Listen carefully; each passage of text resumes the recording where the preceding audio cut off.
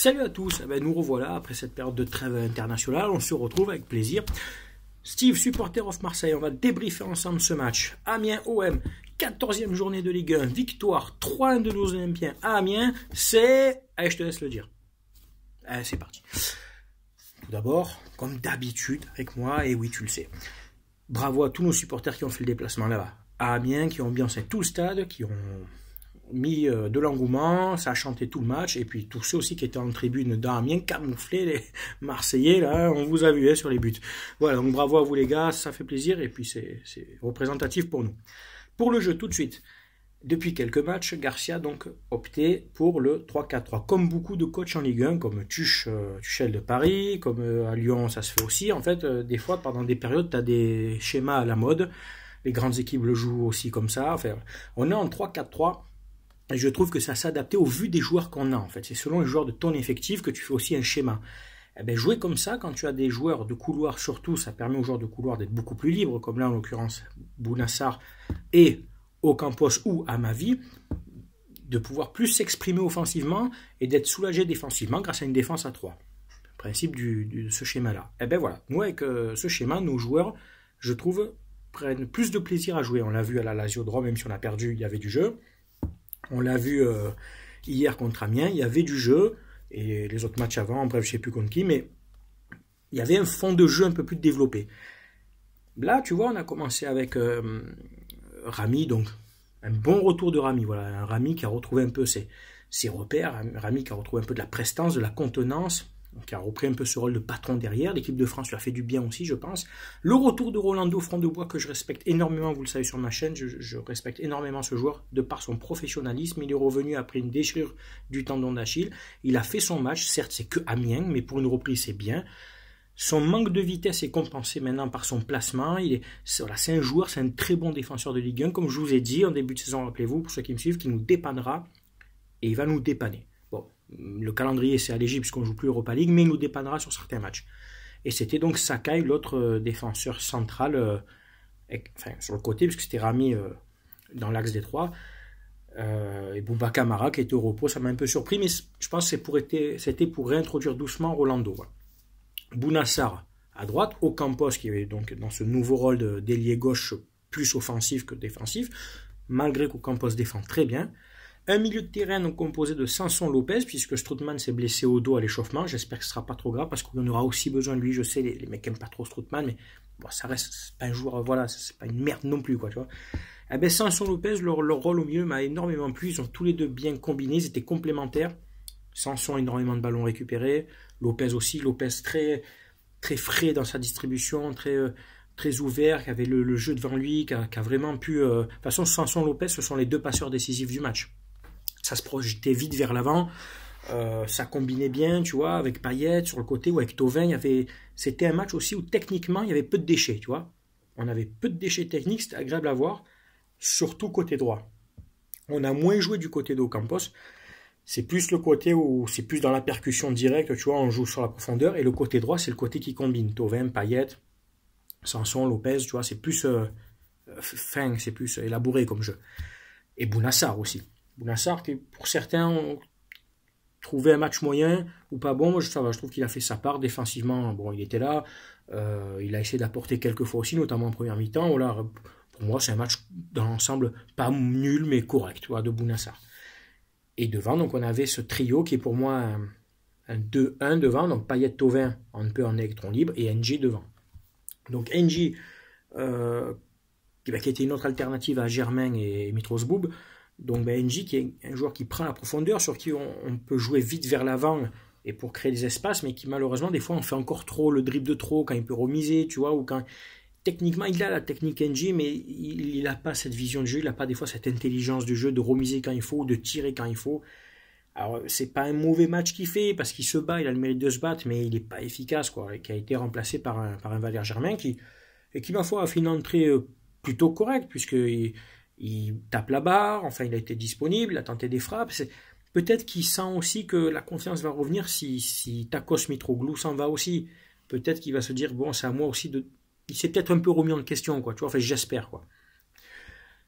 Mandanda, voilà, je voulais parler de Mandanda. Alors, pour les fervents Mandanda, les mecs qu'il faut surtout pas toucher Mandanda, les gars. Bon, il fait deux beaux arrêts dans le match, certes, mais le premier but, il est pour lui. Est-ce qu'on est bien d'accord? On parle objectivement quand même, tu vois. C'est quoi cette espèce d'arrêt bizarre, ni jambes ni genoux, enfin, un gardien normal se couche, tu vois. Mandanda, c'est le gardien qui va maintenant te faire de beaux arrêts comme d'hab, qui va plus être le gardien décisif comme avant, comme il y a 2-3 ans, tu vois, quand il était à sa dernière saison chez nous, mais surtout, c'est le gardien qui peut te commettre facilement une bourde par match. Je pense que Steve, c'est l'année de trop. Je pense que tu finis la saison, voilà, de toute façon, on ne joue plus d'Europa League, donc tranquille, hein, avec Pelé, vous allez alterner, Coupe de France, etc. Tu finis ta saison. Et puis l'année prochaine, je pense, Steve, tu vas passer deuxième gardien, hein, si Pelé s'en va, et grand merci à lui quand même.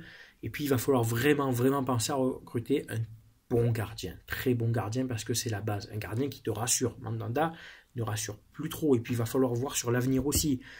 Attention, je ne crache pas sur Mandanda, merci pour tout ce que tu as fait. La saison où il part à Crystal Palace, il est parti sur une saison extraordinaire où on finit 13e et il nous avait fait une grosse saison. Crystal Palace, ça s'est mal passé. Il revient chez nous l'année dernière, c'était déjà moyennasse. Là, c'est encore moyen, tu vois.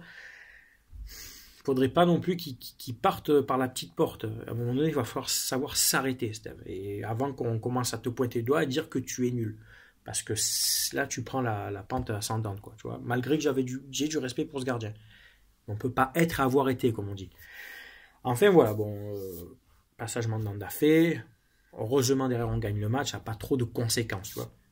Et puis après les buts. Donc Payet, très bon match. Pour moi j'estime que Payet a fait un très bon match. Souvent ces caviars, parce qu'ils donnent des caviars, sont mal exploités, là par NG, des fois par Ocampos ou quoi, mais globalement Payet, si tu le mets dans une équipe avec deux top attaquants, tu le mets à la Juve, Payet, tu le mets au Barça, tu le mets au Bayern, tu le mets même à Paris, je vais te dire, avec Cavani, il faut être honnête, c'est un bon joueur, un bon attaquant, Cavani ou Mbappé, Payet, il finit la saison avec 20 passes décisives, et j'en suis persuadé, et je sais que vous vous dites pareil, c'est un mec qui donne caviar sur caviar, mais qui sont à chaque fois mal exploités. Quand tu vois que le mec, il a 5 passes décisives, alors que tu vois ses attaquants, Tacos et Zermain, il faut arriver à aller faire les 5 passes décisives quand tu as des guns devant, tu vois. Et donc voilà, Payet, 4 tentes, qui s'est fait accrocher, il tire le pénalty. Certains me disent, il ne faut pas que ça soit le tireur, celui qui a subi la faute qui tire. Bon, je ne vois pas pourquoi, c'était un tireur désigné, ça s'est vu 1000 fois aussi dans l'autre sens, où le mec subit la faute, il tire, il marque. Bon voilà, il a tiré, le gardien d'Amiens a fait un très bon match aussi, plusieurs arrêts, notamment sur la tête de Thauvin, etc., d'autres frappes, il sort bien le pénalty. C'est pas Payet qui le tire mal, le gardien plonge du bon côté, basta. J'ai entendu, malgré que j'adore beaucoup Dédé de Roca, dire ce matin à la radio que Payet Thauvin, ça s'entend pas, que ça met une mauvaise ambiance, c'est pas un coup fait, mais c'est autant j'adore Dédé de Roca, mais là il dit de la merde, il fait de l'anti-Payet. Je vois pas, j'ai pas l'impression que les deux joueurs ne s'entendent pas, puisqu'ils sont toujours à côté pour les coups francs, ils se congratulent quand il y a des buts l'un l'autre. Non, ça c'est de la connerie, ça. Il faut arrêter de toujours chercher la petite bête quand il n'y en a pas. Payet a voulu tirer le pénalty parce que c'est le tireur de pénalty et basta. La preuve, il a laissé Thauvin tirer le coup franc. Il faut arrêter d'inventer des débats et toujours créer des polémiques.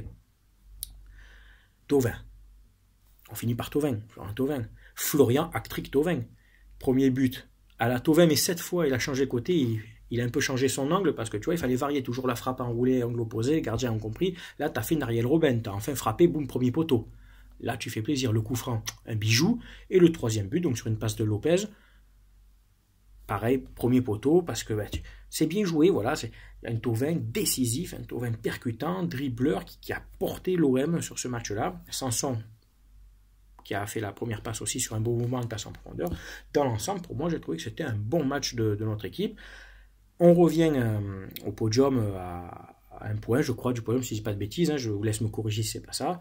Et puis, c'est bon pour la suite. On reçoit Reims dans une semaine. Il faudra confirmer, là. Voilà, il faudra, en gardant ce schéma de jeu qui me plaît beaucoup, qui permet d'avoir une assise défensive solide et permettre à nos latéraux, Campos Sarr ou Amavi ou Sakai, si ça doit être Sakai, d'être beaucoup plus libérés. Ça, les joueurs, je pense, se régalent plus comme ça, tu vois. C'est mon avis. Enfin, voilà. Après, il y a eu la rentrée de Camara qui a joué que quelques minutes pour le faire rentrer, pour faire sortir Payet, mais anecdotiquement. Et puis, rien à dire de plus. Je crois, les gars, on a fait le tour vite fait. Merci d'avoir écouté mon débrief. Ça m'a fait plaisir qu'on se retrouve après la trêve. Vous le savez, avec moi, ici, on parle foot. On est là pour débattre tactique, pour échanger ballon. Désolé pour le retard de débrief. J'ai été occupé toute la journée et j'essaye surtout de regarder les stats avant pour pas vous dire trop de conneries, faire une analyse juste. Et puis voilà, je vous souhaite à tous une bonne semaine, portez-vous bien et on se voit la semaine prochaine pour le débrief de OM Reims. Ciao tout le monde, à bientôt.